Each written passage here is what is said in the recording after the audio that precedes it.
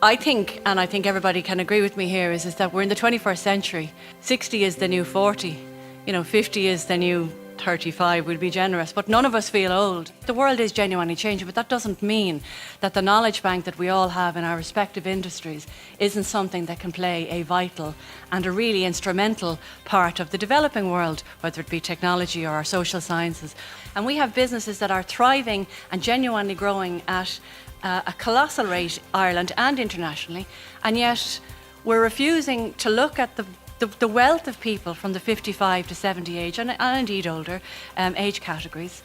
And I kind of think you can't have a complaint at one end and not see, the obvious solution at the other end and try and participate. If practices in business and industry change too, and we break that cycle of ignoring people after a particular age, this is a start.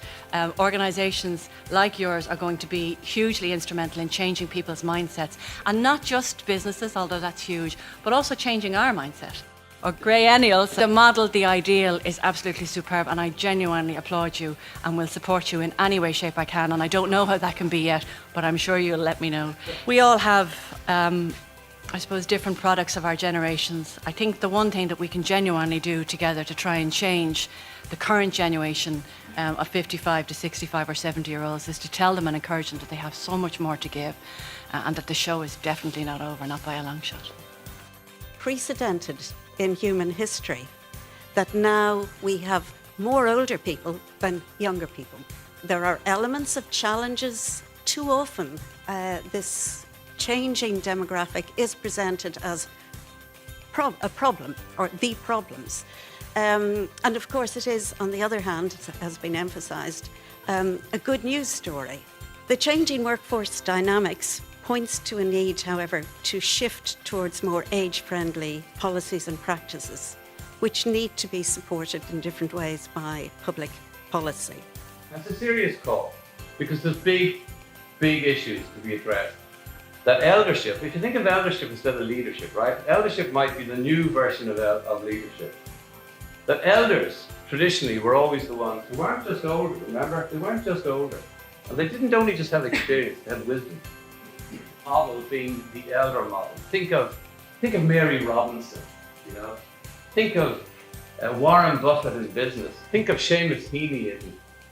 Think of David Attenborough. Think of Nelson Mandela. These are the models of big human beings who are able to expand their consciousness and become aware of what's going on in the world and make a contribution to it.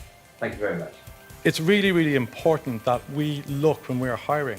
And one of the great things about being an SME is also recognizing when you don't have skills.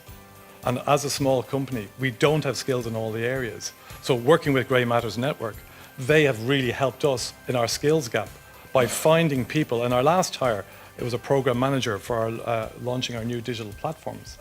There was no way on earth that we were going to be able to find that talent ourselves. But working with Grey Matters Network allowed us to ask them, through their network, to find somebody who had that set of skills, who had education experience. And it wasn't just a recruitment, here's the CV, I think it'll do. And it's been really, really successful working in that type of environment, having that shoulder to go to, having that experience where nothing I've probably experienced hasn't already been experienced by somebody else. So that's really, really beneficial for us. Experience and understanding is hugely important. And workers and co-workers working together, doesn't matter if half my management team are in the 30s.